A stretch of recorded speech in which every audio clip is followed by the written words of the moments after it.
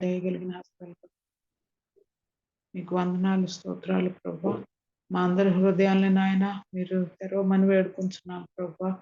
మీ దాసుని ద్వారా విత్తబడే విత్తనాలు మా అందరి హృదయాల్లో ఫలించడానికి, వాటి ప్రకారం మేము జీవించడానికి, ఈ లోకంలో ప్రభా నీ కొరకు నాయన మేము ఏ కార్యాలు చేయటానికి నువ్వు మమ్మల్ని ఇంకెక్కడ ఈ లోకంలో ఉంచావో ఆ కార్యాల కొరకు మమ్మల్ని సిద్ధపరచమని దేవా, మమ్మల్ని మేము సిద్ధపరచుకుంటూ నాయన ఇతరులను సిద్ధపరిచే వారంగా నీ యొక్క చిత్తాన్ని జరిగించి ప్రభా మేము ఈ లోకం నుంచి వెళ్ళగలగటానికి మా జీవితాన్ని సిద్ధపరచమని సహాయం చేయమని వేడుకొచ్చు ప్రభా. మరి బ్రదర్ తరుణ్ మీ దయగలిగిన హస్తాలు చెప్తూ ఈ బిడ్డను మీరు లేవనెత్తి మీ సాక్షిగా నిలబెట్టుకొని ప్రభు ఇప్పటి వరకు మీరు వాడుకుంటున్న విధానం కొరకు ఎన్నో వందనాలు చెల్లించుకుంటూ నిన్ను స్తుతిస్తూ ఇంకను మీరు అభిషేకించి మీరు బలపరిచి వాడుకోమని ఆ బిడ్డ ద్వారా మీరే మా అందరితో మాట్లాడమని మమ్మల్ని అందరినీ మీ దయగలిగిన హస్తాలు చెప్తూ మా హృదయాన్ని ఫలభరితమైన భూమిగా ఉంచి నూరంతులుగా ఈ యొక్క వాక్యాన్ని ఫలింపు చేయమని, పరిశుద్ధాత్మ శక్తితో ముందుకు నడిపింపు చేయమని సహాయం చేయమని మమ్మల్ని అందరినీ బ్రదర్ని మీ దయగలిగిన హస్తాలు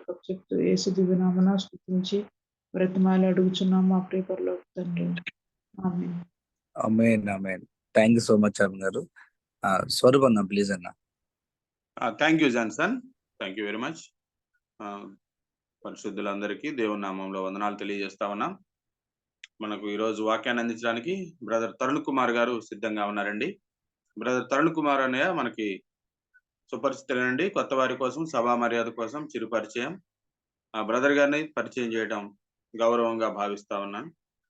బ్రదర్ తరుణ్ గారు దేవుని చేతిలో ఒక విశిష్టమైన పాత్ర.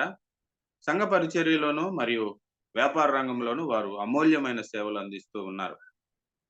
బడ్డింగ్ మరియు బేకింగ్ అంటే తరుణ్ గారికి చాలా ఇష్టం. ఇటీవల బియాండ్ ద బ్యాక్గ్రౌండ్ అను ఒక పుస్తకమును తరుణ్ గారు రచించారండి. ప్రస్తుతం తరుణ్ గారు H&M లో 6 సిగ్మా కన్సల్టెంట్ గా పూర్తికాల సేవలు అందిస్తూ bridge international church board member గా కూడా సేవలు అందిస్తా ఉన్నారు.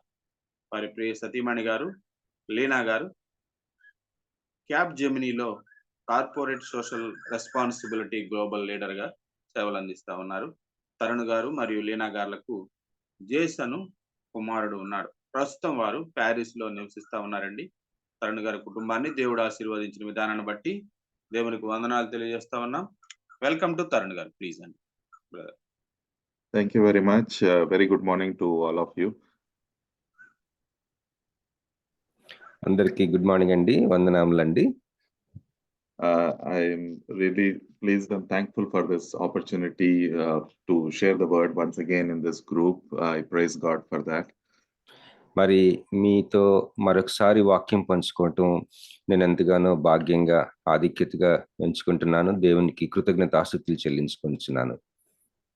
So today we will go through a bit of a teaching over a chapter in the Old Testament. I'm going all the way back to Genesis chapter 22. I would request someone to read Genesis chapter 22 verses 1 to 19, please. మరి ఈరోజు ఒక రకమైన అంటే ఎలాగా నేను పంచుకోవాలనుకుంటున్నానంటే teaching విధానంలో పంచుకోవాలనుకుంటున్నాను దేవుని వాక్యాన్ని. ఆదికాండము 22వ అధ్యాయము మొదటి 19 వచనాలు నుంచి నేను ధ్యానం చేయాలనుకుంటున్నాను. దయచేసి ఎవరైనా చదివి సహాయం చేయవలసిన కోరుచున్నాను. ఆదికాండము 22 1 నుంచి 19 వరకు. ఆ సంగతులు జరిగిన తరువాత దేవుడు అబ్రహామును పరిశోధించెను. ఎట్లనగా ఆయన అబ్రహామా అని పిలువగా అతడు చిత్తము ప్రభువా అనెను. అప్పుడు ఆయన, నీకు ఒక్కడై ఉన్న నీ కుమారుని అనగా నీవు ప్రేమించు ఇస్సాకును తీసుకుని మోరియా దేశమునకు వెళ్ళి అక్కడ నేను నీతో చెప్పబోవు పర్వతములో ఒకదాని మీద దహన బలిగా అతడు అర్పించమని చెప్పెను.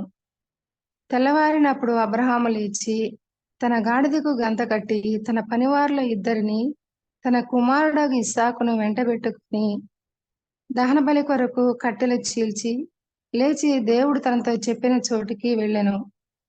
మూడవ నాడు అబ్రహాము కన్నులెత్తి దూరము నుండి ఆ చోటు చూచి తన పనివానితో, మీరు గాడిదతో ఇక్కడ ఉండుడి, నేనును ఈ చిన్నవాడును అక్కడికి వెళ్ళి దేవునికి మ్రొక్కి మరలా మీ యొద్దకు వచ్చేదమని చెప్పి దహన బలికి కట్టెలు తీసుకొని తన కుమారుడగు ఇస్సాకు మీద పెట్టి తన చేతితో నిప్పును కత్తిని పట్టుకొని పోయెను.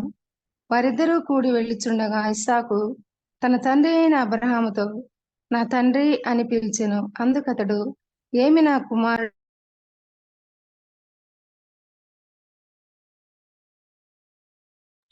అన్మ్యూట్ చేసుకోండి సిస్టర్.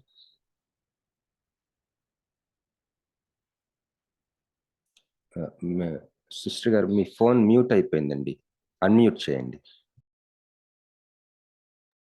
తో చెప్పిన చోటికి వచ్చిన అబ్రహాము అక్కడ బలిపీఠమును కట్టి కట్టెలు చక్కగా పేర్చి తన కుమారుడు ఇస్సాకును బంధించి ఆ పీఠంపై ఉన్న కట్టెల మీద ఉంచెను.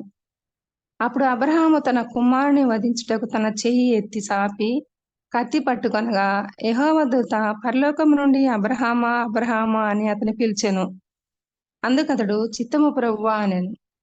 అప్పుడు ఆయన చిన్నవాని మీద చెయ్యి వేయకము, అతనినేమియూ చేయకము, నీకు ఒక్కడై ఉన్న నీ కుమారుని నాకియ్య వెనుక తీయలేదు గనుక నీవు దేవునికి భయపడువాడవని ఇందువలన నాకు కనబడుచున్నదనెను.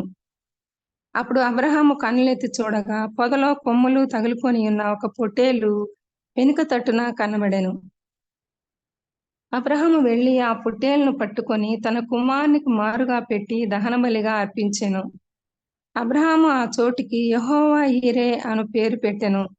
అందుచేత యెహోవా పర్వతం మీద చూచుకొనును అని నేటి వరకు చెప్పబడును.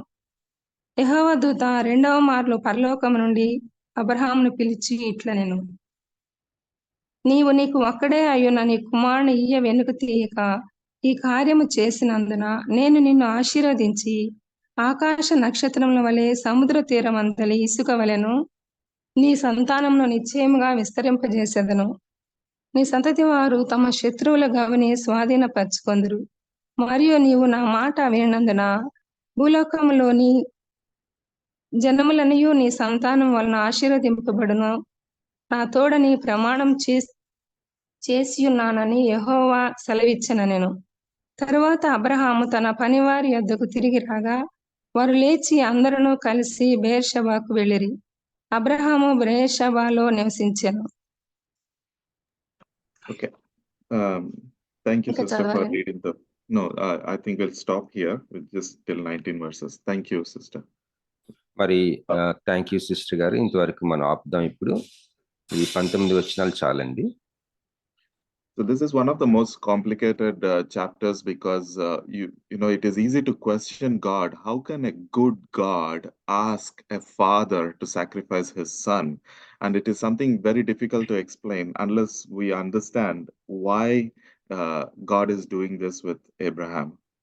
మరి ఈ యొక్క చదవబడిన అధ్యాయంలోని ముఖ్యంగా ఈ భాగము చాలా మరి కష్టతరమైన ఒక వాక్య భాగము అని మనం గమనించగలం. ఎందుకంటే ఒక మంచి దేవుడైన దేవుడు మరి ఒక తండ్రిని పట్టుకొని తన కుమారుణ్ణి బలి అడగటం అనేది మనం చూస్తే మరి దీనిని ఎలాగ అర్థం చేసుకోవాలి, మరి ఎటువంటి ప్రశ్నలు వేయకుండా అబ్రహాము ఉండటం, ఇదంతా చూస్తుంటే ఇది ఎంతో కష్టంగా, మరి దీని వెనక అసలు ఏంటి అనేది మనం గ్రహించుకుంటే తప్ప మనం దీనిని గ్రహించుకోజాలం. So we know that this is a real story and that test that is happening here for Abraham is very real. And how often we get into situations that are so real and we get into a very complex situation, but we walk out because the situation really did not happen in the way it is intended to happen. మరి ఇక్కడ గమనించినట్లయితే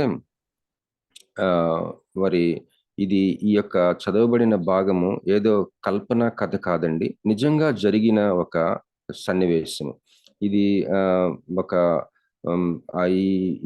ఈ సంగతి అంతా కూడా చరిత్రలో నిజంగా జరిగినది. మరి మనం కూడా ఇలాంటి క్లిష్ట పరిస్థితుల్లో ఎంతో తరచుగా మనము ప్రయాణం చేస్తూ ఉంటాము. ఒక్కొక్కసారి మరి దాంట్లో నుంచి బయటకు వచ్చినప్పుడు మనము ఏ విధంగా బయటకు వచ్చామని చూసుకుంటే మనం చాలా ఆశ్చర్యపోయే విధంగా మనం బయటపడతా ఉంటాం. So now this entire incident is called a prototype, a type of the sacrifice of Christ. Now, in the software industry, when we develop some software, we always develop something called a prototype, a small portion of it, which works like the whole portion of it. But and it gives a picture of what the whole story is, how it looks like. So we call that a prototype. So this chapter is actually a theatrical prototype. It's an action. It's a prophetic action that is happening here. మరి ఇక్కడ చదవబడిన భాగంలో అబ్రహాము యొక్క సంఘటన మనం గమనించినట్లయితే యేసుక్రీస్తు ప్రభు వారి యొక్క శిలువ సన్నివేశము, ఈ శిలువ మరణము, దీనంతటికీ కూడా, ఈ స్వార్థ అంతటికీ కూడా, ముఖ్యంగా యేసుక్రీస్తు ప్రభు వారి యొక్క శిలువ మరణము, ఈ సన్నివేశానికి ఇప్పుడు మనం చదవబడిన ఈ అబ్రహాము తన కుమారుణ్ణి బలి ఇచ్చే సన్నివేశము ఒక చిన్న నమూనా లాగా మనకి కనిపిస్తూ ఉంటది. ఈ నమూనా ఏంటంటే, అబ్రహాము ఈ ఆదికాండం 22వ అధ్యాయంలో మనం చదివబడిన ఈ యొక్క భాగము మరి రానున్న చరిత్రలో యేసుక్రీస్తు ప్రభు వారు శిలువ మరణం అనుభవించే ఆ యొక్క సన్నివేశానికి మరి అబ్రహాము తన కుమారుడు ఈ యొక్క మొరియా ప్రాంతంలో బలి ఇవ్వటానికి వచ్చిన ఈ సన్నివేశము ఒక చిన్న నమూనా. ముఖ్యంగా సాఫ్ట్వేర్ కంపెనీస్లో ఏం చేస్తారంటే, ఒక పెద్ద సాఫ్ట్వేర్ని, ఒక పెద్ద మరి కంపెనీకి సంబంధించిన సాఫ్ట్వేర్ని తయారు చేసేటప్పుడు దాని అంతటికి సంబంధించిన ఒక చిన్న నమూనా తయారు చేస్తారు ఫస్ట్. ఆ నమూనా చూసినప్పుడు ఇది పెద్దగా పనిచేసినప్పుడు మొత్తం ఎలా ఉంటుందో ఆ నమూనా దాని గురించిన మొత్తం వివరణ ఇస్తుంది అన్నమాట. మరి ఇక్కడ అబ్రహాము ఒక ప్రవచనాత్మకమైన ఒక డ్రామాలో గాని, ఒక సీన్ లో ఒక ప్రవచనాత్మకంగా మొత్తం యేసు ప్రభు వారి శిలువ సన్నివేశాన్ని ఒక చిన్న నమూనా టైప్ లో వేస్తే ఎలాగా చేస్తారో, అలాగే అబ్రహాము ఒక ప్రవచనాత్మకమైన నమూనాగా తను ఇక్కడ ఈ క్రియ అంతా కూడా మనం కనిపిస్తా ఉంది. So we see that Abraham is the father here, and Isaac is taking the place of the son, who is Christ, and there is a voice coming here from the father, and when he calls Abraham, he says, "Here I am." It says, like, Abraham is very attentive and he knows the voice of God. It is not the first time he is listening to God. We see in many other instances, like for example, when he called Samuel, he had to call 3 times before Eli taught him that it is the voice of God. But it's not so with Abraham. Abraham recognizes God so well and he is so attentive that immediately he responds, "Here I am." మరి ఇక్కడ గమనించినట్లయితే అబ్రహాముని మనము తండ్రి అయిన దేవునిగా మనము సరిపోల్చి చూసుకోవచ్చు, మనకి శిలువ విషయాన్ని మనం అర్థం చేసుకోవడానికి. అదేవిధంగా ఇస్సాకు మరి యేసు ప్రభు వారికి సాదృశ్యంగాను. మరి ఇక్కడ గమనించినట్లయితే అబ్రహాము దేవుని యొక్క స్వరము బాగా పరిచయం ఉన్న వ్యక్తిలాగా, దేవుడు పరలోకం నుంచి అబ్రహామా అని పిలిచినప్పుడు, ఇదిగో నేను ఇక్కడున్నాను అని వెంటనే మరి దేవుని స్వరాన్ని గుర్తుబట్టి బాగా ఎరిగి ఉన్న వ్యక్తి అబ్రహాం. సమూయేలు మనం చూసినట్లయితే సమూయేలు బాలుడిగా ఉన్నప్పుడు 3 సార్లు పిలవలసి వచ్చింది.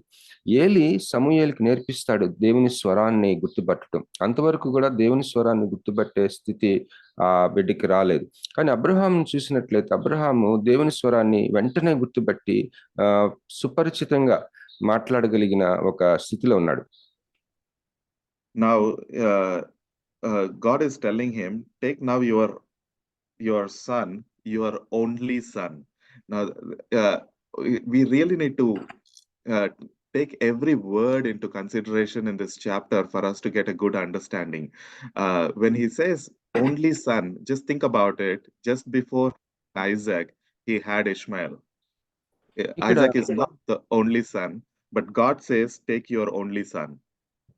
ఇక్కడ మనం గమనించినట్లయితే 2వ వచనంలో, ఆదికాండం 22 వచనంలో, అప్పుడు ఆయన, "నీకు ఒక్కడై ఉన్న నీ కుమారుని అనగా నీవు ప్రేమించి ఇస్సాకును తీసుకొని" అన్న మాట మనం గమనిస్తున్నాం. దేవుడు ఇక్కడ నీకు ఒక్కడై ఉన్న నీ కుమారుడు అని అంటున్నాడు, కానీ నిజానికి ఇష్మాయేలు, అప్పటికే అబ్రహాంకి ఇష్మాయేలు ఉన్నాడు. కానీ ఇక్కడ దేవుని మాటలు చూసినట్లయితే నీకు ఒక్కడై ఉన్న కుమారుని అంటున్నాడు. It is a model because the Father God has only son, who is Christ, and here Abraham has only one promised son, Isaac, and that's what is getting replicated. And the next verse says, whom you love. The word love appears first time in the Bible in this chapter. ఇక్కడ మరి నీవు ప్రేమించు ఇస్సాకుని అన్న మాట మనం గమనిస్తాం ఈ వచనంలో. ఇక్కడ ప్రేమించటం అన్న మాటని మొట్టమొదటిసారిగా బైబిల్లో రాయబడి ఉండటం ఇదే ఫస్ట్ టైం. ఈ ఆది కాండం నుంచి మనం చూసినట్లయితే ఫస్ట్ గా బైబిల్లో ప్రేమించు అన్న మాట రాయబడి ఉంది. ఇక్కడ అబ్రహాముకి ఇష్మాయిల్ ఉన్నప్పటికీ కూడా దేవుడు నీ ఒక్కగానొక్క కుమారుడు అని అంటున్నాడు. దేనికి సాదృశ్యం అంటే అది మరి ఒక వాగ్దాన పుత్రుడు కనుక మరి దేవుడు కూడా మరి అద్వితీయ కుమారుడైన యేసుక్రీస్తు అన్న మాట మనం చూసినప్పుడు దానికి సాదృశ్యంగా ఉంది. Now, whenever a word appears for the first time in the Bible, the meaning that is associated with that word is much more powerful and identical, and it lives on. Now here the word love is a word that is associated between a father and a son, and it is the same phrase that we use in John 3:16, for God so loved the world that he gave his only son. Now the first appearance of this word love is very significant because it gives us the true meaning of the love between the father and the son. మరి ఇక్కడ మనం గమనించినట్లుగా ఇక్కడ ప్రేమించటం అనగా అబ్రహాము ఇస్సాకుని ప్రేమించటం అన్న విషయము, మరి ఈ ప్రేమించటం అన్న మాట మొట్టమొదటిసారిగా బైబిల్లో ఇక్కడ మనకు కనిపిస్తుంది. ఇది ఎప్పుడైతే ఒక మాట మొట్టమొదటిసారిగా బైబిల్లో కనిపిస్తుందో అది చాలా శక్తివంతమైన విషయం. తర్వాత అది జీవించే విషయం. మరి తండ్రికి కుమారుడికి మధ్య ఉన్న ప్రేమ అది. మరి ఇలాంటి విషయాన్ని మనము యోహాను సువార్త 3వ అధ్యాయం 16వ వచనంలో మనం చూస్తాం. దేవుడు లోకమును ఎంతో ప్రేమించెను కాగా తన అద్వితీయ కుమారుడైన అని ఒక ప్రేమించటం అన్న విషయాన్ని మళ్ళీ మనం అక్కడ గమనించగలం. ఇది చాలా శక్తివంతమైన చాలా ప్రాముఖ్యమైన విషయంగా మనం గమనించాలి. Also, he is telling him very specific place where to go. The land of Moriah, it's a mountain towards Moriah, and this is the place where Solomon built his temple.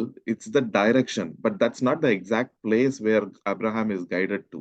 He is guided up there towards that direction and then into a mountain that God is showing him up north, which is nothing but the place called Golgotha where Christ was crucified.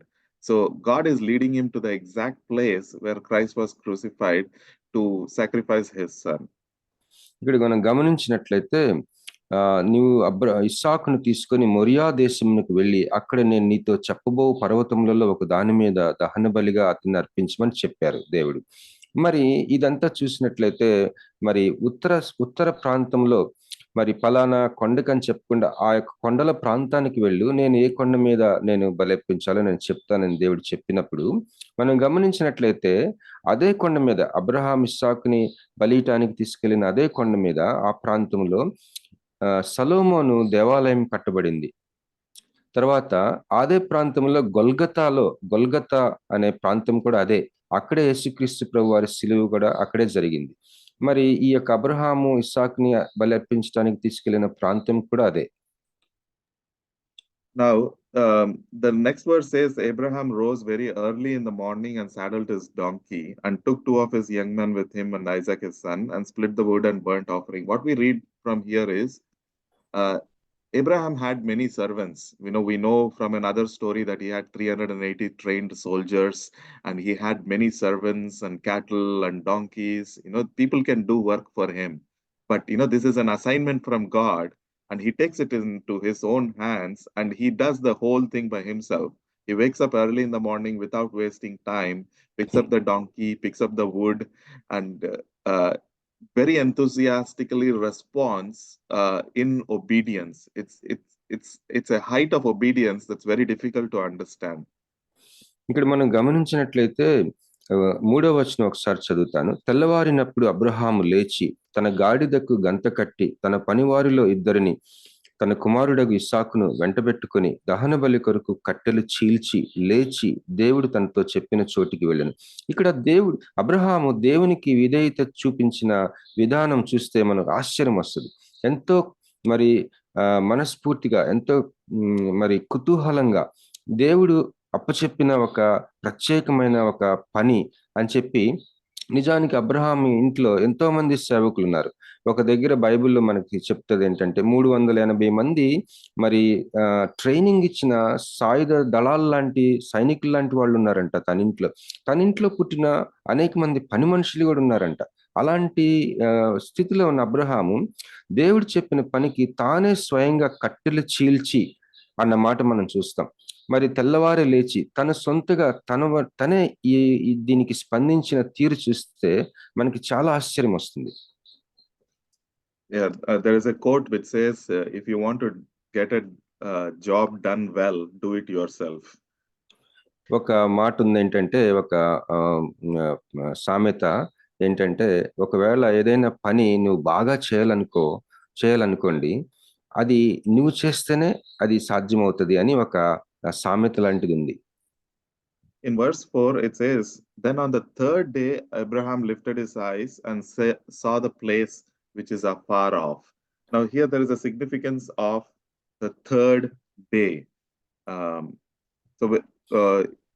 When the word of God came to Abraham saying that sacrifice your son, the moment God said that I offer your son, his son is dead for him. And on the third day, he is offering him as a sacrifice. It's a 3-day journey. That's actually a parallel between Jesus being in the tomb for 3 days. So it's the Jews, for a patriarch like Abraham, God's word, when he receives the word that, your son is should be offered, immediately his son is dead, because it's over. The story is over, and then it's after the third day it continues.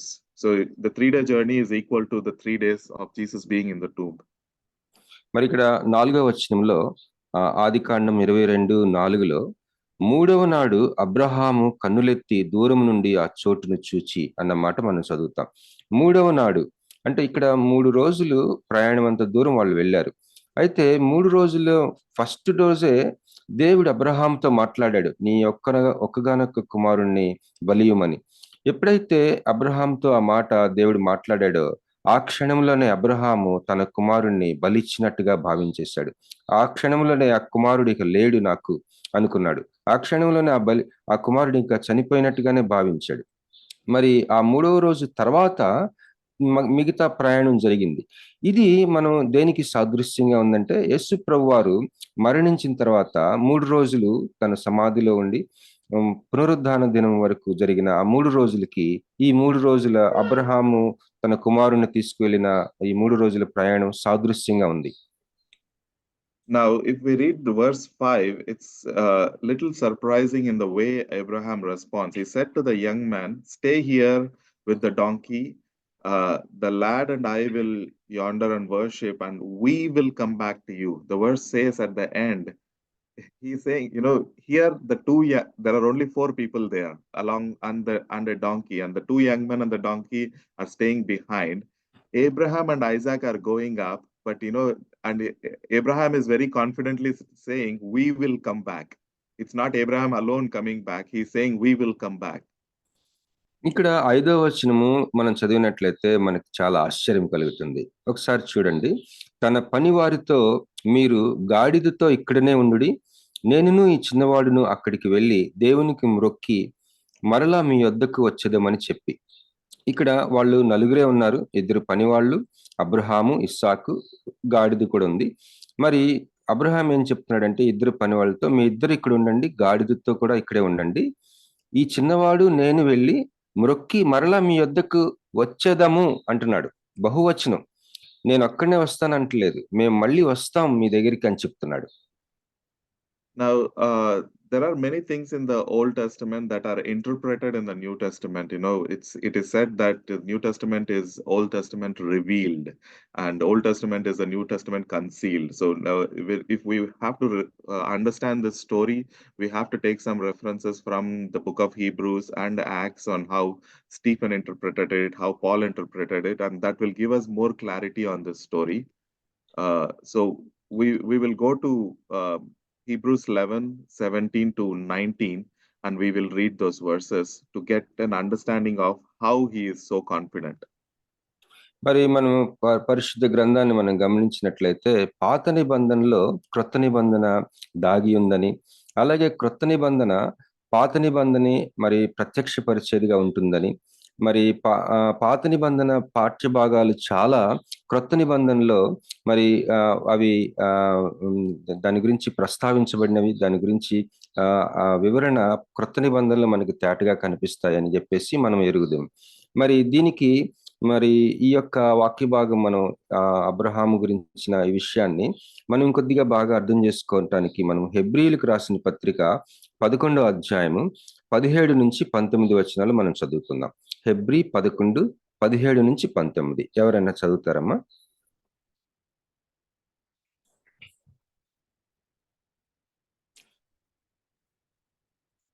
Hebrew 11, 17 నుంచి 19 వచనాలు. అబ్రహాము శోధింపబడి విశ్వాసమును బట్టి ఇస్సాకును బలిగా అర్పించెను. ఎవడు ఆ వాగ్దానములు సంతోషముతో అంగీకరించెనో ఇస్సాకు వలనైనది నీ సంతానం అనబడును. ఇది ఎవనితో చెప్పబడినో ఆ అబ్రహాము మృతులను సైతము లేపుటకు దేవుడు శక్తిమంతుడని ఎంచినవాడై తన ఏక కుమారుని అర్పించి ఉపమాన రూపముగా అతన్ని మృతుల్లో నుండి మరలా పొందెను. Now, before Genesis 22, nobody who is dead came back to life. Nobody was resurrected. But Abraham had so much faith that he knew that, you know, the only way, if he kills Isaac, there is no other way but for God but to resurrect him, to bring him back from death, to keep his promise. God is a promise keeper, and he has to keep his promise. He is in a complicated situation because if Isaac dies, what he told to Abraham in Genesis 21:12, that, you know, through his seed he will be blessed, that will not come to pass. So it's a complicated situation where God has to keep the promise, and that will happen only if Abraham is alive. God cannot kill Abraham. If he kills, he has to resurrect him.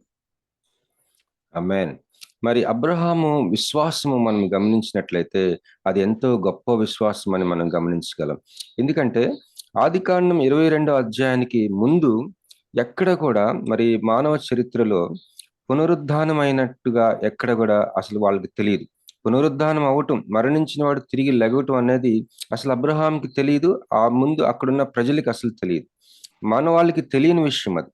అయితే అబ్రహాము ఏమి నమ్ముతున్నాడంటే దేవుడు నాకు వాగ్దానం చేశాడు, ఇస్సాకు వలన అయింది అని చెప్పేసి. ఆదికాండం 21వ అధ్యాయంలో మనం ఆ మాట చూస్తాం 12వ వచనంలో. ఇస్సాకు వలన అయినదియే నీ సంతానం అనబడును అని మాటిచ్చాడు దేవుడు అబ్రహాంకి. ఇప్పుడేమో బలి అడుగుతున్నాడు. కనుక ఒకవేళ నేను బలి ఇస్తే ఇస్సాకుని, దేవుడు తన వాగ్దానాన్ని నెరవేర్చుకోవాలంటే ఈ బలి అర్పించి చనిపోయిన నా యొక్క ఇస్సాకుని తిరిగి మరణం నుంచి లేవనెత్తాలి, పునరుద్ధానం అయ్యాలి, తిరిగి మరణం నుంచి అతడు బ్రతకాలి, అప్పుడే సాధ్యమవుతుంది. కనుక ఇది ఖచ్చితంగా దేవుడు ఒకవేళ బలి తీసుకుంటే దేవుడు తిరిగి లేపుతాడు కనుక, ఎందుకంటే నాకు మాట ఇచ్చాడు అని దృఢంగా నమ్మాడు Abraham. So Abraham's faith was explained in Hebrews by Paul very clearly, that he had faith that God will resurrect his son if he is asking for him.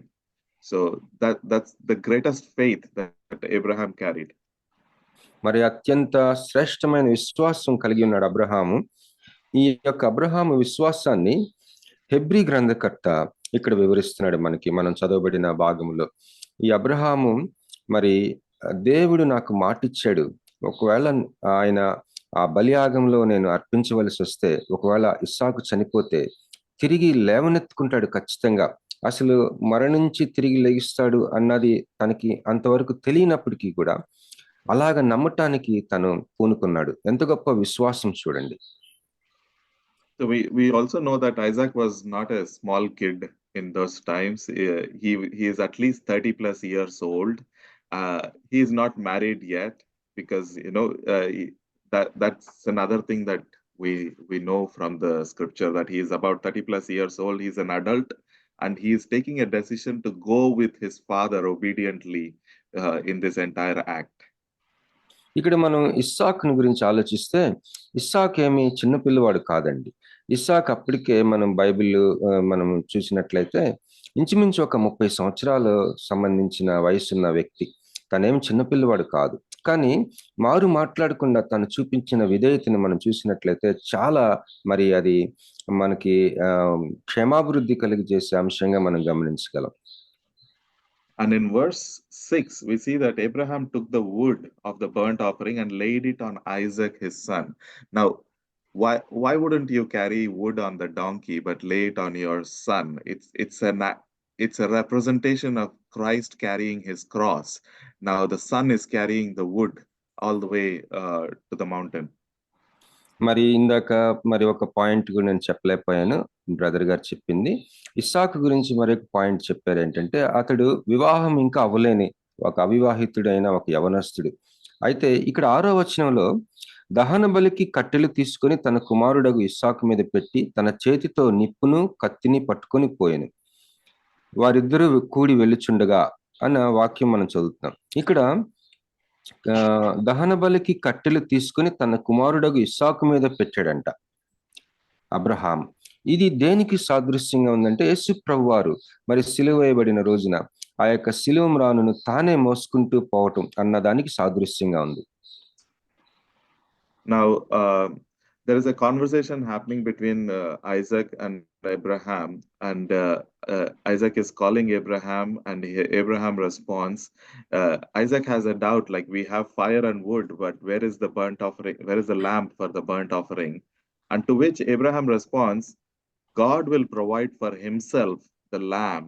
Now this is a prophecy. He is so confident that God will himself provide the lamb. He is so confident that it's not going to be Isaac, and he is prophesying that it is God who is going to provide his own son as the lamb.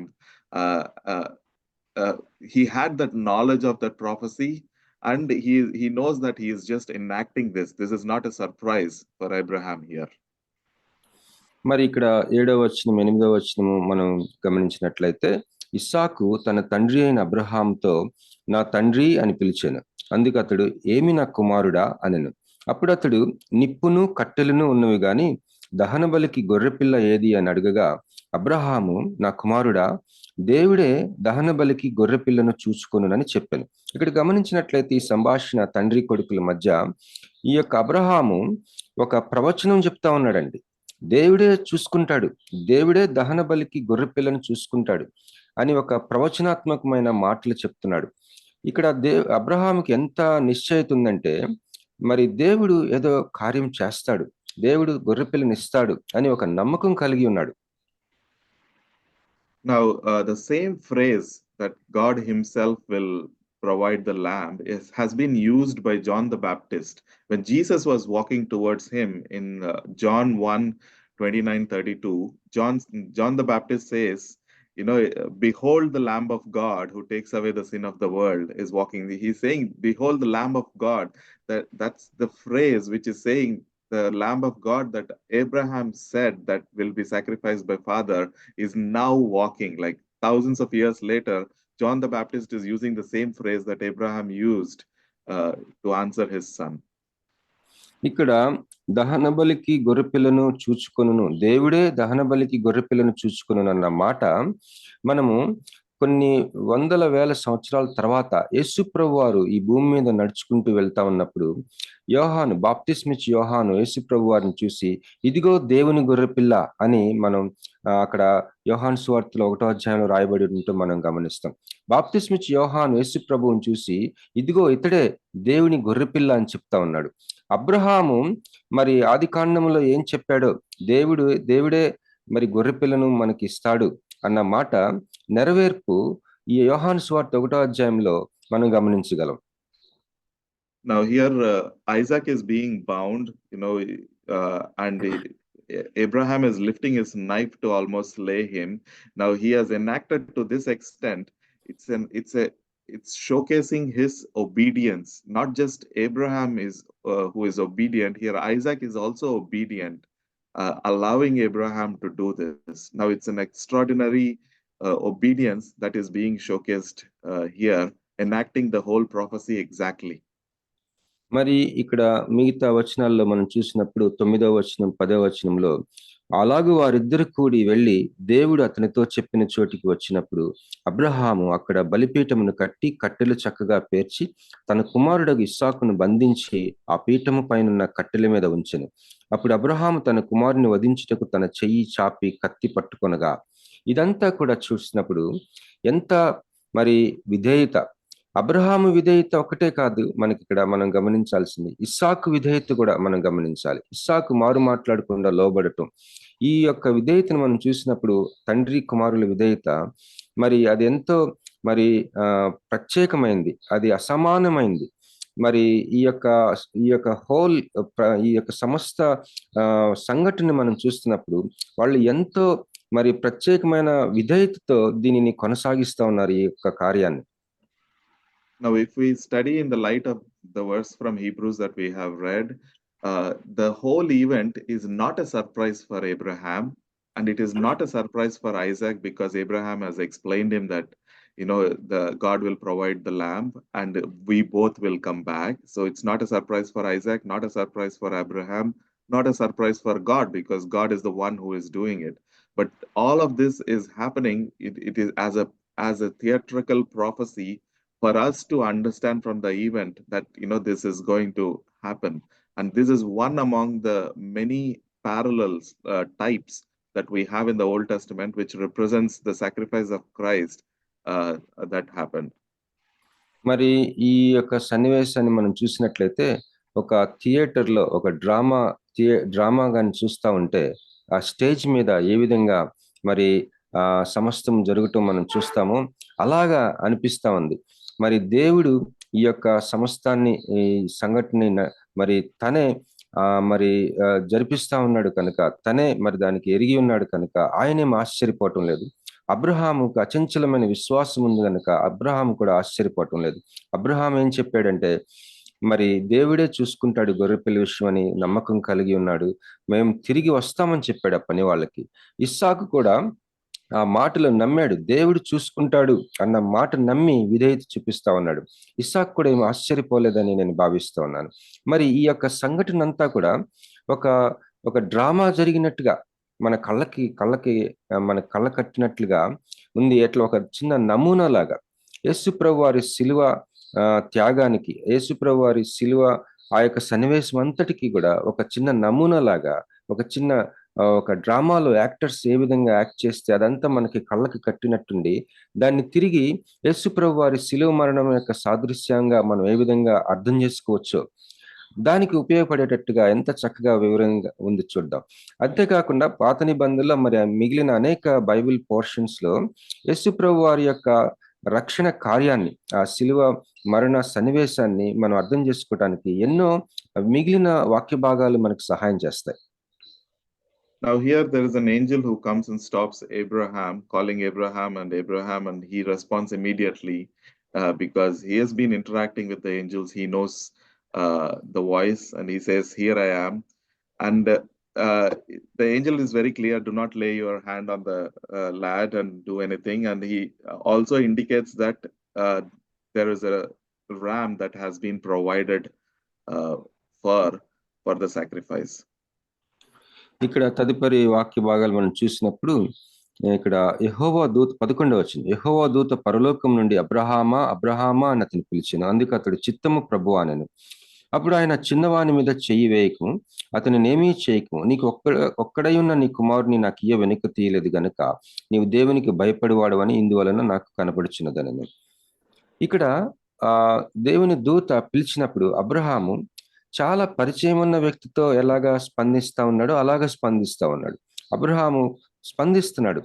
మరి ఆ దూత మాటల్లో మనకి ఒక సూచన కనిపిస్తుంది. నువ్వు నీ ఒక్కగానొక్క కుమారుడిని వెనుతీక ఇవ్వలేదు, ఆ పిల్లవాడిని ఏం చేయొద్దు అన్న మాటలు చూస్తే దేవుడు అనుగ్రహించబోయే ఆ యొక్క గొర్రెపిల్ల విషయం ఒక సూచనప్రాయంగా అక్కడ గమనిస్తా ఉన్నాం. Now in verse 13 it says Abraham lifted his eyes and looked. Now the phrase lifted his eyes and looked is actually of some significance, because when that kind of a phrase is used in the Bible, there is something significant and important coming up. Even previously he lifted his eyes and looked at the Mount of Calvary. That's where God asked him to go, and now he is lifted his eyes and he looked at a ram that is caught in between the thorns. ఇక్కడ 13వ వచనంలో ఒక మాట ఉందండి, చదువుతాను. అప్పుడు అబ్రహాము కన్నులెత్తి చూడగా పొదలో కొమ్ములు తగులుకొని ఉన్న ఒక పొట్టేలు వెనక తట్టున కనబడెను. ఇక్కడ మనం గమనించవలసిన ఒక మాటలు ఏంటంటే, అబ్రహాము కన్నులెత్తి కన్నులెత్తటం చూడటం, ఇది ఒక చాలా ప్రాధాన్యత కలిగిన ఒక అంశం. ఇది మనం ఈ అధ్యాయంలో ముందు 4వ వచనంలో అనుకుంటా చూసినట్లయితే, ఆ మోరేబు ఆ కల్వరి కొండ ప్రాంతమునకు వెళ్ళి అబ్రహాము కన్నులెత్తి చూశాడని. మరి అలాగే ఇక్కడ కూడా 13వ వచనంలో అబ్రహాం కన్నులెత్తి చూడటం, ఇది చాలా ప్రవచనాత్మకమైన ప్రాధాన్యత కలిగిన ఒక అంశం. ఇది మనం గమనించవలసిందిగా కోరుచున్నాను. Now it's also interesting to note where the ram is. It is actually trapped in between the thorns. It's an indication of how Christ was crowned with the thorns. So it's another parallel where here the ram is in between the thorns and then Christ had the crown of thorns. ఇక్కడ ఆసక్తికరమైన విషయం ఏంటంటే, ఆ అబ్రహాంకి ఇవ్వబడిన పొట్టేలు ఎక్కడ ఉందంటే, ఒక పొదలో కొమ్ములు తగులుకొని ఉన్న ఒక పొట్టేలు వెనుక తట్టున కనబడెను. ఒక పొదలో ఇరుక్కుపోయి ఉంది ఆ పొట్టేలు ఆ కొమ్ములతోటి. ఇది దేనికి సాదృశ్యంగా ఉందంటే, యేసు ప్రభు వారికి ముళ్ళ కిరీటం పెట్టారు తల మీద, దానికి సాదృశ్యంగా మనం గమనించగలం. Now when Abraham looked at this ram, he knew and he saw Christ. How do we know this? Is from John chapter 8:56. John 8:56. Maybe somebody can read this, because this is Jesus speaking in John 8:56. He says that Abraham saw me. ఇక్కడ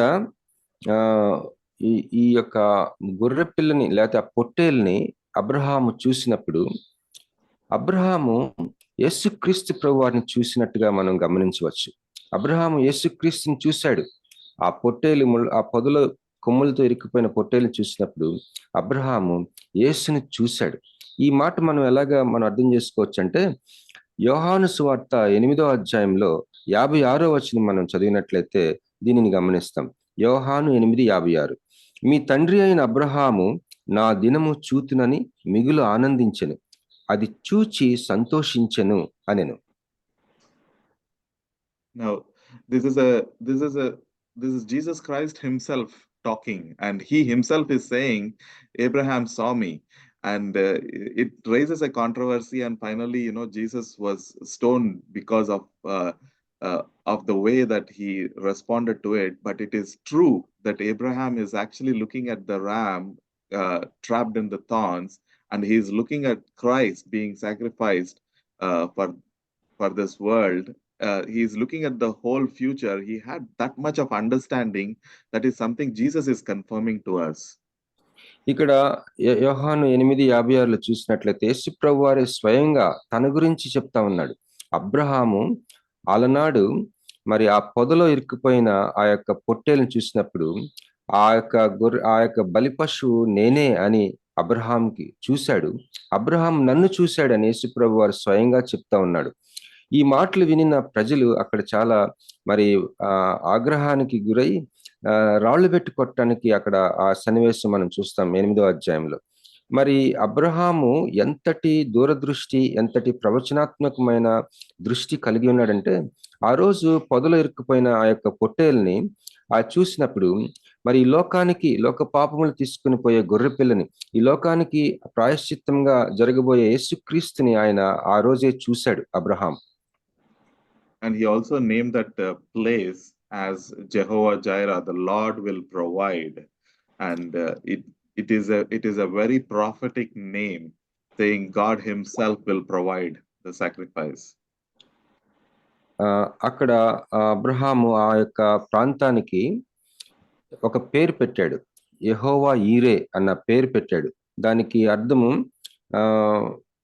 మరి ఇక్కడ ఒక్క నిమిషం చదువుతానండి correct గా. 14వ వచనం, ఆదికాండం 22:14. అబ్రహాము ఆ చోటికి యెహోవా ఈరే అని పేరు పెట్టెను, అందుచేత యెహోవా పర్వతము మీద చూచుకొనును అని నేటి వరకు చెప్పబడును. ఈ పేరు పెట్టాడు అబ్రహాం ఆ ప్రాంతానికి. Yes, on that mount the Lord will provide. That is what the name Jehovah Jireh means. And now we continue on the 15th and 16th verses, and says, then the angel of the Lord has called to Abraham a second time from heaven and said, by myself I have sworn, says the Lord, because you have done these things and have not withheld your son, your only son. And then he continues to bless Abraham for this obedience, and assures him of gives him the blessings, saying that, you know, your descendants will be many, and they will possess all the lands from the enemies. So it's an amazing blessing that we read in verses 17 and 18. ఇక్కడ యెహోవా ఈరే అన్న మాటకి మనం చదువుకున్నట్లుగా యెహోవా పర్వతము మీద చూచుకొనును అని అర్థం. యెహోవా ఈరే అనగా యెహోవా పర్వతము మీద చూచుకొనును అన్న అర్థం వస్తుంది. మరి 15వ వచనము 16వ వచనము మనం చూసినట్లయితే, యెహోవా దూత రెండవ మారు పరలోకం నుండి అబ్రహాముని పిలిచి ఇట్లనెను, నీవు నీకు ఒక్కడే అయ్యున్న నీ కుమారుని వెనుతీయక ఈ కార్యము చేసినందున నేను నిన్ను ఆశీర్వదించి ఆకాశ నక్షత్రముల వలెను సముద్ర తీరమందుల ఇసుక వలెను నీ సంతానమును నిశ్చయంగా విస్తరింపజేసేదను. నీ సంతతి వారు తమ శత్రువుల గవిని స్వాధీనపరుచుకొందురు అని. మరి అలాగే 18వ వచనంలో, మరియు నీవు నా మాట వినినందున భూలోకములోని జనములన్నీ నీ సంతానము వలన ఆశీర్వదింపబడును, నా తోడని ప్రమాణము చేసి ఉన్నానని యెహోవా సెలవిచ్చినాడు. ఎంత అత్యంత ప్రత్యేకమైన ఘనమైన వాగ్దానాలు ఇక్కడ దేవుడు అబ్రహాంకి ఇవ్వటం మనం గమనించగలం. Now we have seen quite a few parallels between Christ being crucified and the story of Abraham being tested. There are good parallels, like for example the 3 days of journey indicating the 3 days, and the wood is carried by Isaac, and the ram was struck in the thorns, like Christ having the crowns and similar things. And there is also one more significant thing that we read in verse 19.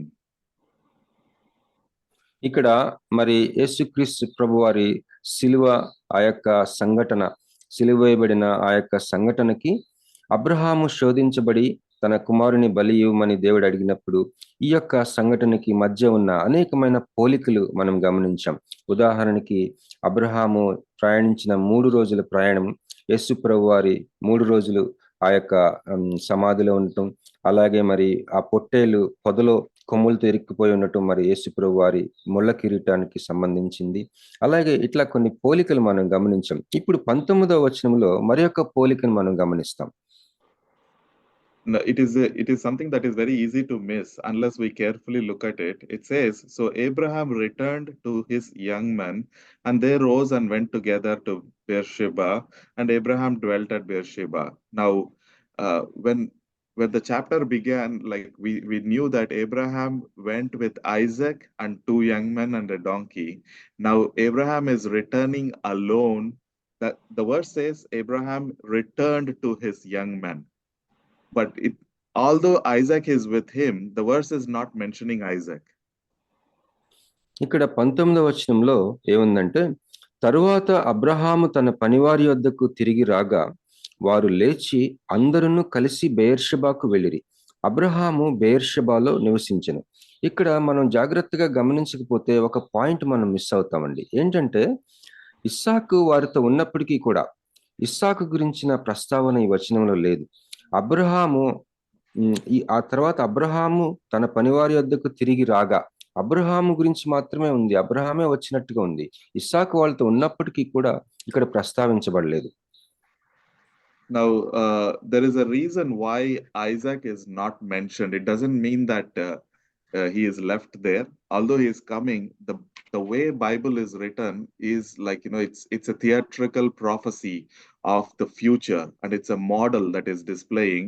Now, here, if you think Isaac is modeling as a son, he is being offered as a sacrifice, and then there is no mention of him until he gets married to Rebecca.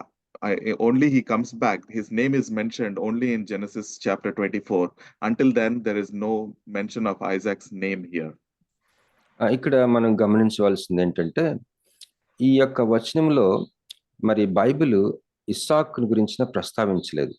మరి ఒక ఉద్దేశపూర్వకంగానే ఈ విధంగా Bible రాయబడతా ఉంది. ఎందుకంటే Bible అనేది ఒక ప్రవచనాత్మకమైన ఒక థియేటర్లో, ఒక డ్రామాలో మనం కళ్ళకి కట్టినట్టుగా మనకు చూపించాలని, ఒక ప్రవచనాత్మకమైన రీతిలో రానున్న రోజుల్లో, రానున్న కాలాల్లో ఏం జరుగుతుంది అని ఒక నమూనాని మనకు చూపించడానికి ఈ యొక్క కుటుంబాన్ని, ఈ యొక్క సన్నివేశాన్ని వాడుకుంటున్నాడు. ఇక్కడ మరి ఈ వచనంలో ఇస్సాకు గురించి కావాలనే ఉద్దేశపూర్వకంగానే ప్రస్తావించలేదు. ఎందుకంటే తిరిగి ఇస్సాకు గురించి ప్రస్తావన ఎక్కడుంటుందంటే, ఇస్సాకు తన వివాహ విషయంలో రెబెకాని వివాహం చేసుకున్నప్పుడు మాత్రమే ఇస్సాకు గురించి బైబిల్ ప్రస్తావిస్తుంది. అంతవరకు కూడా ప్రస్తావించదు. Now, if we are continuing to look at the model, I hope you're all understanding the model of it, like Isaac being the son, the Christ himself. He is offered as a sacrifice. He's dead, buried, and resurrected, coming out, but he is not mentioned until he is getting married again. That means, this is a representation of second coming of Christ, and Rebecca is a Gentile bride, which is the church. ఇక్కడ ఈ యొక్క నమూనాన్ని మనం జాగ్రత్తగా గమనించినట్లయితే, ఇస్సాకు యేసు ప్రభు వారికి సాదృశ్యంగా ఉన్నాడు. ఇస్సాకు మరి ఆ తండ్రి బలి ఇవ్వటానికి తను విధేయత చూపించడం అనేది యేసు ప్రభు వారి మరణము, ఆ యొక్క పునరుద్ధానంతో మనం సాదృశ్యంగా మనం చూడగలం.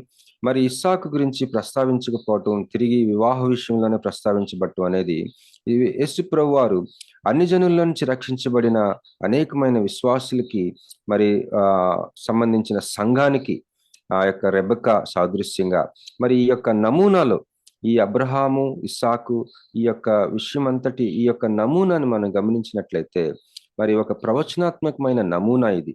మరి యేసుక్రీస్తు ప్రభువారు ఆ యొక్క శిలువ సాదృశ్యము, పునరుద్ధానము, అలాగే మరి అనేక మంది అన్ని జనులు ప్రపంచంలో మరి రక్షించబడటం, సంఘంగా ఏర్పడటం, యేసుక్రీస్తు ప్రభువారికి ఆ సంఘానికి ఉన్న వివాహానికి సాదృశ్యంగా మనం గమనించగలం. Now, there are about 7 women in the Bible who are actually Gentile brides who represent the church in one or the other way.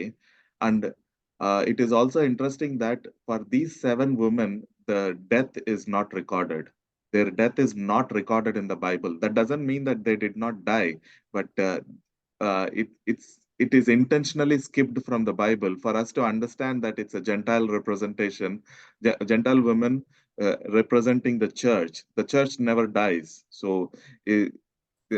the Bible also omits their death records intentionally.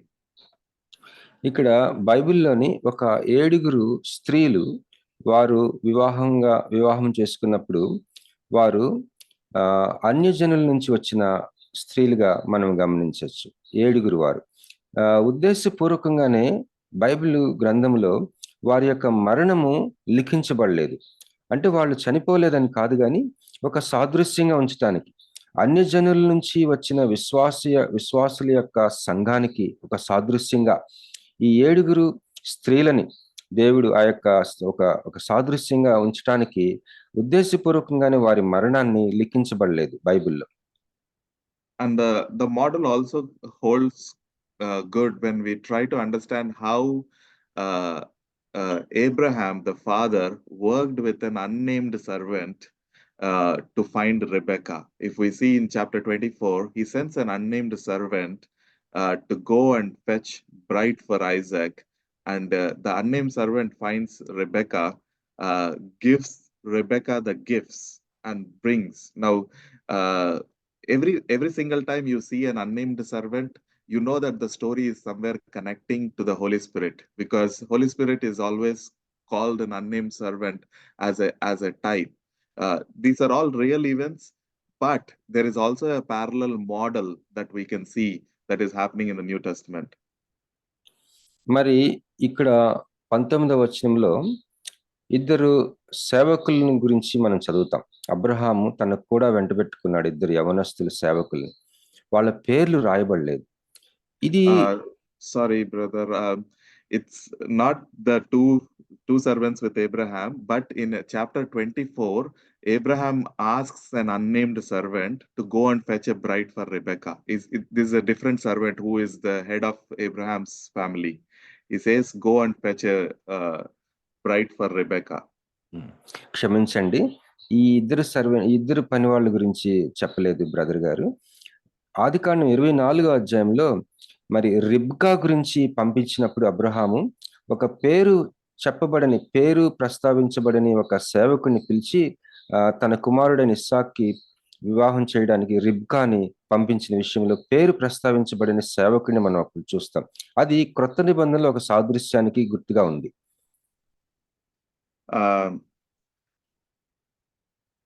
I'll just take a minute to give you the verse here in Genesis 24. If we read, we see that there is a servant who is mentioned who comes and interacts with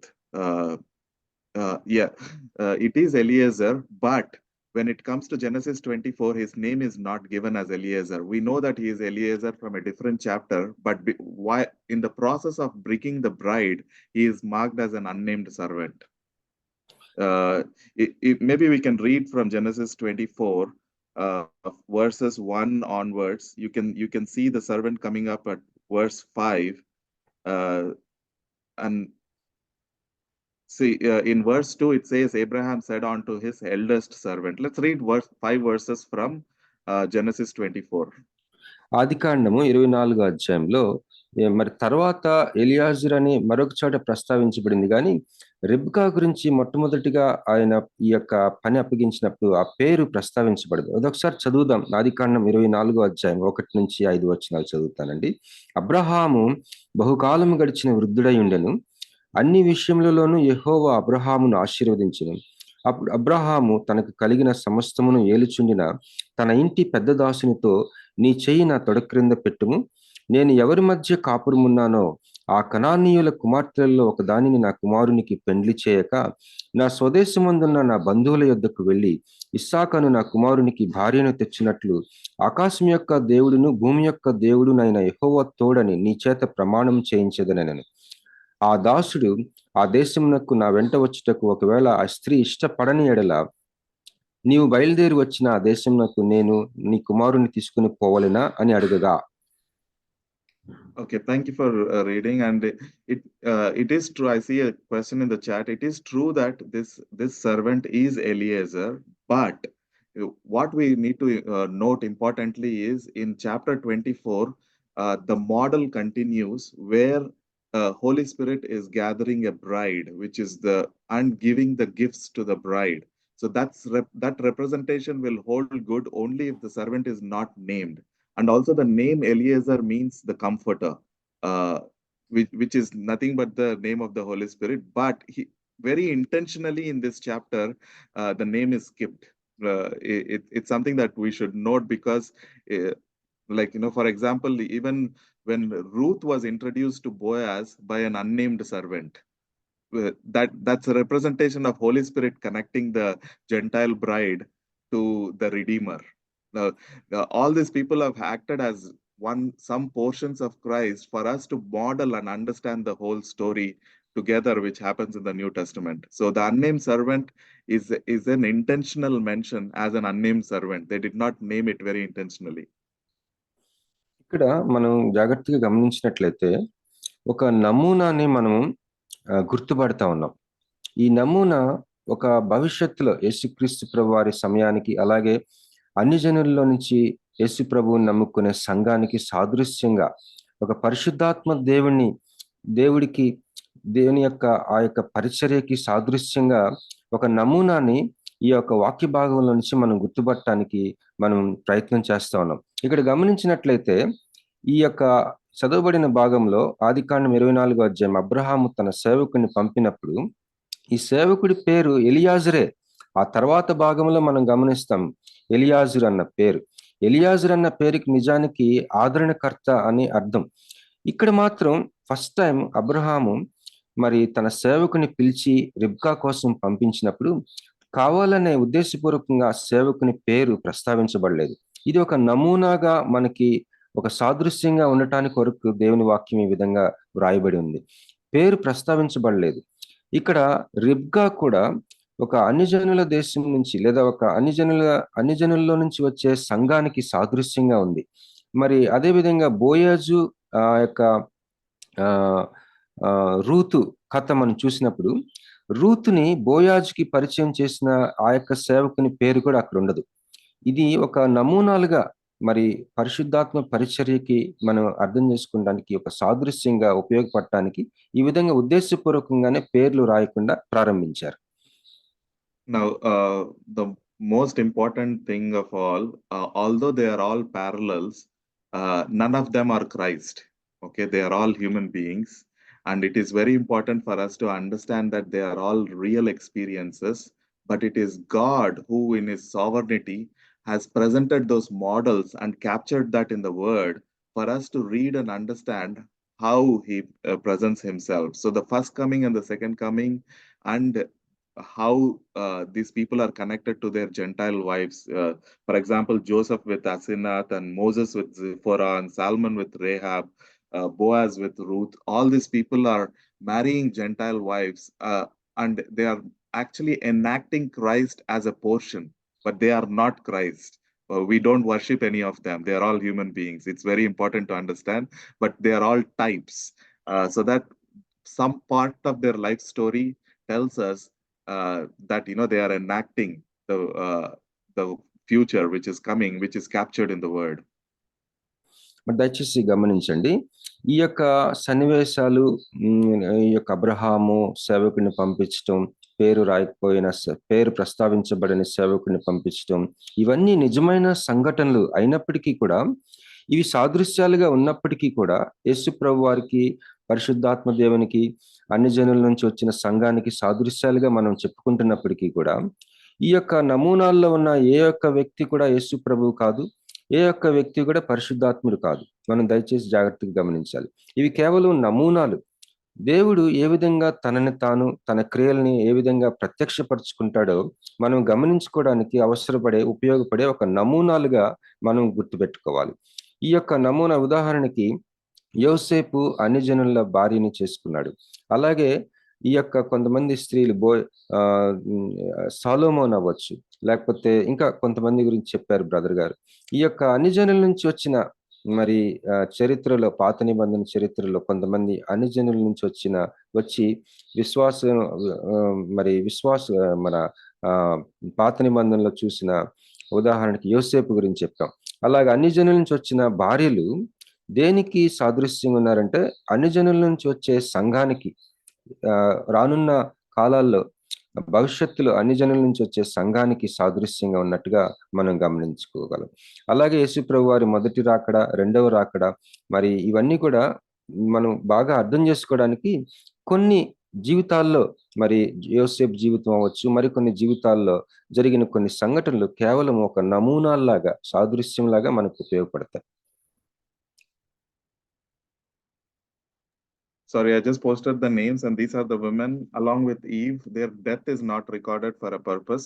That's just the way we understand it. We will just close this with two things. At the end, this chapter is a very powerful chapter for us to learn the faith of Abraham and the obedience of Abraham.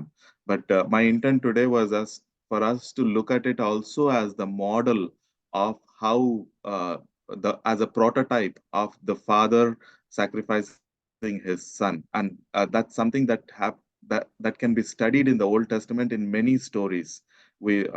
And that that's just an indication of extraordinary design of how Holy Spirit wrote the Bible, because the whole story is just one story of Christ dying for us and we being redeemed, and that has been presented in every single story in the Bible in the Old Testament. We can see it in small parts, and it's amazing to connect all of that and see how it connects to the sacrifice of Christ. So that's what I wanted to say and conclude. Thank you all for the opportunity. మరి ఆ యొక్క స్త్రీల పేర్లు text లో పెట్టారు brother గారు. Rebekah, Asenath, Zipporah, Rahab, Ruth. ఈ యొక్క పేర్లు మరి అన్ని జనుల నుంచి వచ్చిన భార్యలు వీళ్ళు. ఇది దేనికి సాదృశ్యంగా ఉందో మనం చెప్పుకున్నాం.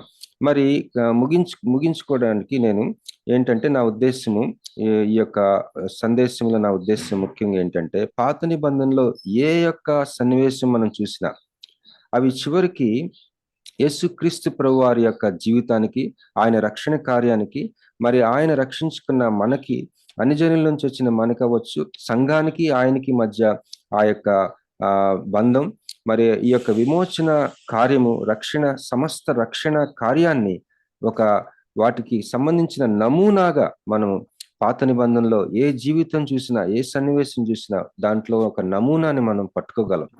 అది మనం గమనించినప్పుడు ఎంతో ఆశ్చర్యం వేస్తుంది, ఎంతో సంతోషం వేస్తుంది.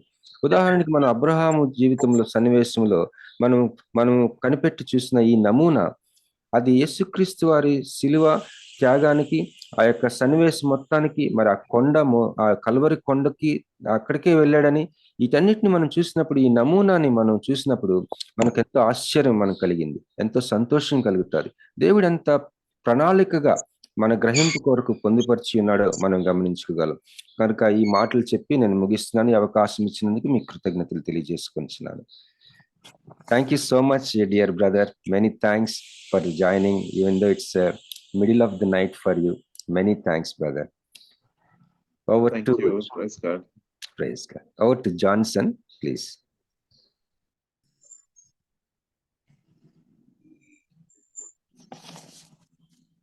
Brother, meantime, can I speak 1 second, 1 minute, half a minute? Alage sister, please. I just wanted to thank brother for enlightening a very beautiful illustration comparing Old Testament, New Testament, and few ladies whose deaths are not mentioned. And God's word is a double-edged sword, and we can have a pros and cons. Can I contradict a few things, 2 things in this text? చెప్పండి. I want your reply. Because the sure, I am open for it. In the book. Yeah, that's what your permission is required. Thank you, brother. Thank you. అంటే తెలుగులో చెప్పేస్తున్నాను, అందరికీ వినపడాలని, అర్థం అవ్వాలని. పొదలో చిక్కుకున్న గొర్రెపిల్ల, ఇది మీరు ఇలస్ట్రేషన్ బాగా చెప్పారు. Thorns over God's crown, Jesus crown. In parallel to that, in contrary, I can also, అంటే నా మైండ్ లో కూడా ఒక తలంపు వచ్చింది. మరి ఆ టైంకి సాక్రిఫైస్ చేయడానికి, ఇస్సాకుని బలిచ్చే టైంకి, మరి వృద్ధాప్యంలో ఉన్న అబ్రహాం గారికి సర్వెంట్స్ ఎక్కడ దగ్గరలో లేరు. అప్పుడే ఇస్సాకు కట్టబడి ఉన్నాడు. కత్తి మాత్రం ఇలా ఎత్తినప్పుడు ఆగు అని గట్టిగా కేక వినపడింది ఏంజిల్. ఆ నెక్స్ట్ మూమెంట్ లో కట్టబడిన గొర్రెపిల్ల కనబడింది.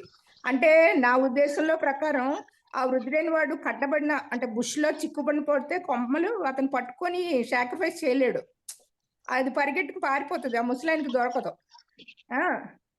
It's just few differences, that's all.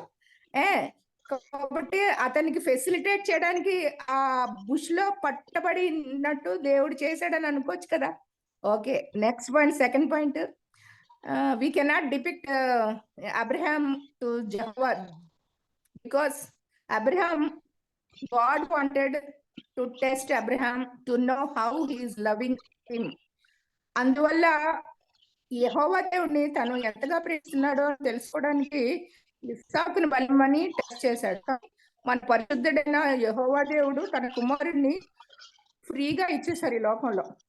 ఆయనకి ఎవరు చెప్పకలేదు, టెస్ట్ చేయకలేదు యెహోవా దేవాదేవుడిని. ఎందుకంటే మనల్ని క్షమించడం కోసం, మనల్ని నశించుకోకుండా చేయడం కోసం, ఆ శాట్ కోసమే ఆ ఒక్క ప్రత్యామ్నాయం, the solution for hour sin, the solution to అంటే నరకానికి వెళ్లకుండా ఉండడం కోసం శాటన్ డిపిక్ట్ చేయడానికి తన కుమారుని బికాటన్ సన్ జీసస్ ని సాక్రిఫైస్ చేశారు, ఫ్రీగా ఇచ్చేశారు. That is second difference. And అదే ఎలియాజర్ని నేను ఎప్పుడు ప్రేయర్ చేస్తుంటాను మా బాబు మ్యారేజ్ విషయంలో, ప్రభా మాకు ఎలియాజర్ని ఎక్కడైనా చూపించు ప్రభా అని. అయినా అఫ్ కోర్స్ ఆ టెక్స్ట్ లో సర్వెంట్ నేమ్ మెన్షన్ చేయబడలేదు కానీ బట్ హీఈస్ ఎలియాజర్ అని మనకు అర్థమవుతుంది. Thank you brother. On a whole it's a very beautiful illustration comparing, and you are highly intellectual. You studied a lot. With the help of Holy Spirit also you are enlightened so many new things to us. కానీ ఈ నిజంగానే చెప్పాలంటే మనం చాలా విషయాలు యేసు ప్రభు సిలువని మనం old testament లో compare చేస్తుంటాం. మోసెస్ ఇత్తడి సర్పం ఒకటి, మరి యోనా 3 రోజులు నా చేప కడుపులో ఉండడం, ఇవన్నీ కూడా సాదృశ్యాలు. But these are all only ఇల్లస్ట్రేషనే. కానీ నిజంగా మీరు లాస్ట్ లో చెప్పింది వెరీ వెరీ బ్యూటిఫుల్. జీసస్ ని ఏమీ కంపేర్ చేయలేవు ఎవరు కూడా, వాళ్ళు హ్యూమన్ బీయింగ్స్. ఈవెన్ యోనా హ్యూమన్ బీయింగ్, ఇతడు సర్పం మోసెస్ పైకి ఎత్తింది కూడా that's only for comparison to know the facts, that's all. They cannot represent Jesus, they cannot represent God. Okay, thank you. Brother Tarun గారు మీరు add చేస్తారేమన్నా? No, thank you so much for pointing out few things. I always saw Abraham as a warrior. You know, he took 380 people and went against 5 kings and brought them down when people went against Lot. You know, you know, when he saw 3 strangers, the Bible says he ran. He's not accepting. No, it's only one point. I don't see Abraham as an old man as represented in Sunday schools. I'm always against that because he is one of the greatest warriors to have ever lived, because it's that is one part. But the remaining things, this is a model. We don't call him as the father, or we don't worship Isaac as the Christ. We never do that. You know, there are many parallels between Joseph and Christ, Moses and Christ, and likewise Isaac and Christ, but these are all just certain models, but none of them is Christ. So that is something very important for all of us to understand, and thank you for re-emphasizing that conclusion. Thank you. Thank you brother. మరి మనము closing prayer చేసుకొని close చేసుకుందామండి. మన మధ్యలో pastor Hemant cobra గారు, మీరు అనుకూలంగా ఉంటే దయచేసి క్లోజింగ్ ప్రేయర్ చేసి బెనెడిక్షన్ ఇవ్వాల్సిన కోరుచున్నారన్న. హేమంత్ అన్న, can you please pray? Praise Lord, praise Lord, Master, the page worship, Lord. Thank you for message of Father God, inspired Lord Jesus Christ, hallelujah. Thank you, Lord, through sacrifice, Lord Jesus, Abraham sacrifice, Lord Jesus Christ. Lord, you taught us, Lord Jesus, this morning, of Father God, hallelujah. Lord God, I praise worship, Lord. Thank you for quickening our spirit, Lord Jesus, hallelujah. Bless all the congregation, bless all the pastor evangelists, stir up our spirit of Father God, hallelujah. Lord, I praise worship, bless Lord, your name should glorify, Lord. In Jesus' name I pray, Father God, amen. అన్న blessing ఇవ్వండి అన్న. Now the love of God, the grace of Jesus Christ, and the fellowship of the Holy Spirit abide forever and ever. Amen amen praise the Lord. Thank you అన్న. Thank you. Thank మరి you. ఇప్పుడు ప్రార్థన చేసిన Hemant pastor గారు విశాఖపట్నం నుంచి అండి. వారు ఎంతో విలువైన సేవ చేసి ఉన్నారు. ఇటీవల వారికి పెరాలసిస్ వచ్చింది కొంతకాలం క్రితం. దేవుని కృపను బట్టి స్వస్థత జరిగింది. కొద్దిగా కోఆర్డినేట్ అవుతున్నారు. మరి వారి గురించి, వారి కుటుంబం గురించి ప్రార్థన చేయండి. వారు ఒరిస్సా ప్రాంతం నుంచి వచ్చి వైజాగ్ వచ్చి ఇక్కడ సేవ చేస్తూ ఉన్నారు. వారికి 3 కుమార్తెలు. దయచేసి ప్రార్థన చేయవలసింది కోరుచున్నాం. థ్యాంక్ యూ సో మచ్ అండి. అందరికీ వందనాలు. సేమ్ టైం సేమ్ లింక్ అండి, ఎవ్రీడే ఉంటుంది. దయచేసి గమనించండి. Have a wonderful day today అండి. Praise God.